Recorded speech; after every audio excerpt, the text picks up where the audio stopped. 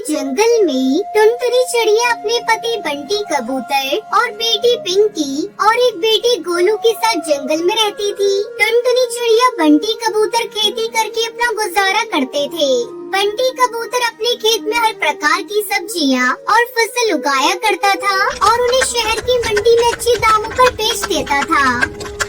अजी सुनते हो जी, इस बार धान की फसल तो बहुत अच्छी हुई है। जल्द से शहर ले जाकर बेच दो। बारिश का क्या भरोसा, बिन मौसम भी बारिश होने लगती है।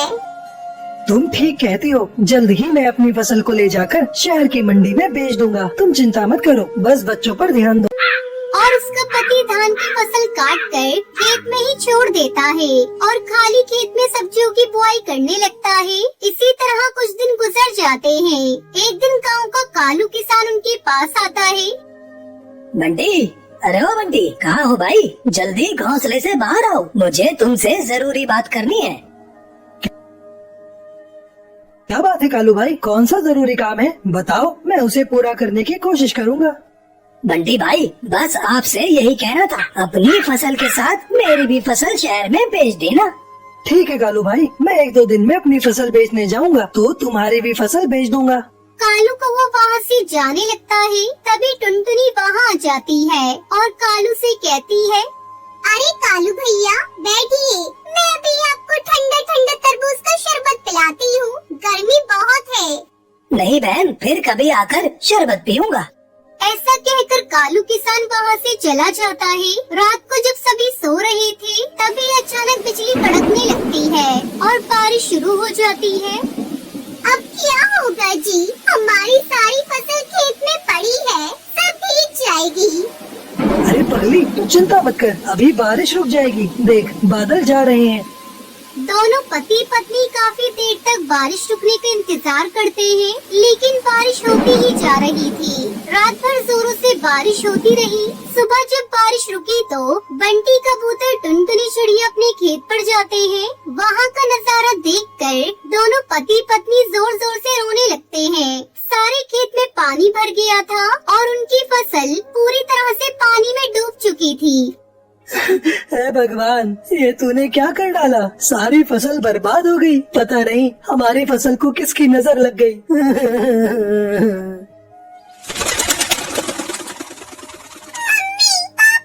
जल्दी घर चलो, हमारा घर टूट गया और गोलू उसके अंदर दब गया है। मैं किसी तरह अपने आप को बचा पाई हूँ।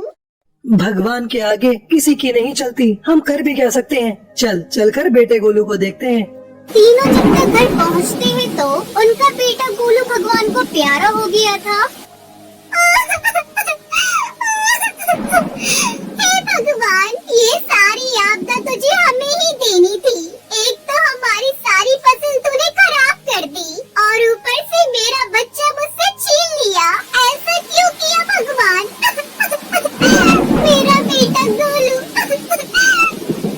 बंटी कबूतर टुनटुनी को चुप कराता है और वही पत्थर के किनारे कुछ लकड़ियाँ जलाकर आग जलाता है और कुछ दिन बारिश के मौसम में वही गुजारते हैं। फिर कुछ दिनों में जंगल का पानी उतर जाता है। टुनटुनी चिड़िया अपनी कलेजी पे पत्थर रखकर फिर से अपना नया घोंसला एक डाल पर बनाती है और अपने बेटे के गम को भूलकर किसी तरह अपने परिवार के साथ रहने की कोशिश करने लगती है। चंपकवन जंगल में एक गरीब कबूतर बंटी अपने परिवार के साथ रहा करता था। बंटी कबूतर टेसों के फूलों की खेती करता था। हर साल होली पर उन्हीं फूलों से वो प्राकृतिक रंग बनाकर बेचा करता था। हालांकि इस काम में ज्यादा कमाई नहीं थी। क्या जी, सुबह से लगी हूँ, कब तक बनेगा आपका रंग? हमें सुंदरी चाची के घर जाना था, उसके घर होली के गीत होने वाले हैं। अरे हाँ, ऐसा करो, तुम चली जाओ, मैं तो नहीं जा पाऊंगा। मैं कहती हूँ छोड़ो ये सब, जितने मन से रंग बनाते हो अपने मन से कोई खरीदता भी तो नहीं है। ले देकर 1-2 रंग तो होते हैं आपके पास। अरे जरा बाजार जाकर देखो, दूर क्यों जाते हो? अपने पड़ोसी कालू भैया को ही देख लो, उन्होंने भी इस बार अपनी दुकान में होली पर नई चटकीले रंगों से भर रखी है। ऐसे में कौन खरीदेगा तुम्हारे फीके रंग? नहीं टुनटुनी, सब क्या कर रहे हैं ये देखकर मैं अपना काम नहीं छोड़ सकता। मेरे दादा बाबा सभी यही काम करते थे। और तुम्हें पता है टुनटुनी, असली होली तो इन्हीं टेसू के फूलों से खेली जाती है। भगवान श्री कृष्ण भी तो इन्हीं से होली खेलते थे। हाँ, लेकिन तब ये चाइनीज रंग नहीं आते थे बाजार में, समझा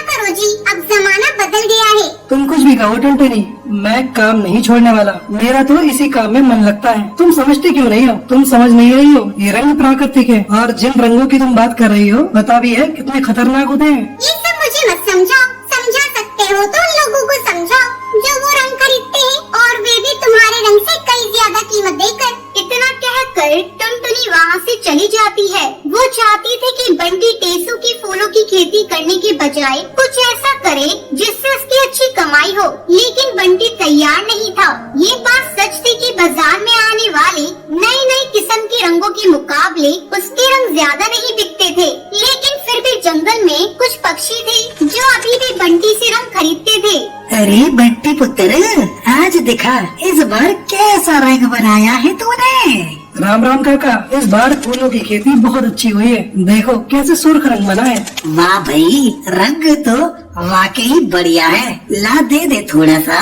अरे काका थोड़ा सा क्यों, होली नहीं खेलोगे इस बार? और मिट्टू काका नहीं आए इस बार रंग खरीदने? अरे बिट्टू, उसने तो खाट पकड़ ली है। बेटा, वैसे तो मेरा बेटा भी पहले से ही खरीद के ले आया बाजार से रंग, और बच्चों के लिए पिचकारियाँ भी। लेकिन मैंने तो कह दिया मैं होली खेलूंगा तो सिर्फ बंटी के रंग से। ये लो पैसे। तो अच्छा, मैं चलता हूँ बेटा।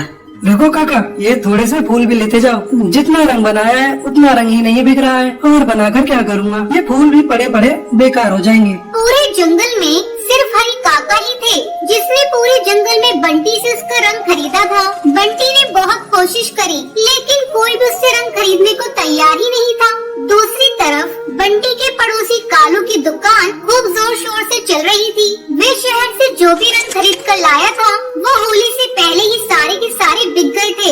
अरे कालू भैया, कहाँ चल दिए? आज दुकान नहीं खोलना क्या? अरे बंटी, माल हो तब खोलूंगा ना दुकान। कल ही सारा का सारा माल बिक गया। आज मैं शहर जा रहा हूँ माल खरीदने। वैसे तुम्हारा क्या हाल है? कुछ कमाई हुई कि नहीं? नहीं भैया, कल हरी काका आकर लेकर गए थे थोड़ा सा रंग, उसके बाद से तो कोई भी नहीं आया। कोई और आएगा भी नहीं। माफ करना बंटी, तुम्हारा धंधा तो खराब नहीं करना चाहता था। हाँ, लेकिन मुझे भी तो कमाई करनी है। अब तुम्हारी तरह बेवकूफ थोड़ी हूँ। पहले इन बेकार फूलों को उगाने में वक्त, मेहनत और पैसा बर्बाद करूँ, फिर रात दिन लगकर इनसे रंग बनाऊं और फिर बैठकर मक्खियाँ मारूं। अब भी वक्त है, मान लो मेरी बात। मेरी दुकान पर मुझे एक पक्षी की जरूरत है। अच्छा खासा पैसा दे दूंगा तुम्हें। मुझे भी भरोसे का कबूतर मिल जाएगा और तुम्हारी भी मदद हो जाएगी। नहीं भैया, अभी नहीं। मुझे जरूरत हुई तो बताऊंगा आपको। अरे रहने दो बंटी, तुम तो उल्लू हो उल्लू, कुछ नहीं हो सकता तुम्हारा। इतना कहकर कालू कौवा वहाँ से चला जाता है। ऐसा नहीं था कि बंटी को कालू की दुकान पर काम करने से एतराज था, लेकिन सच तो ये है वो अपना पुश्तैनी काम नहीं छोड़ना चाहता था। लेकिन वो जानता था एक न एक दिन पूरा जंगल उसके फूलों की और उसके बनाए गए प्राकृतिक रंग की अहमियत जरूर समझ जाएंगे। देखते ही देखते होली का दिन आ गया। हर तरफ होली की रौनक थी, लेकिन बंटी कबूतर के घर ऐसा नहीं था। मैंने तो पहले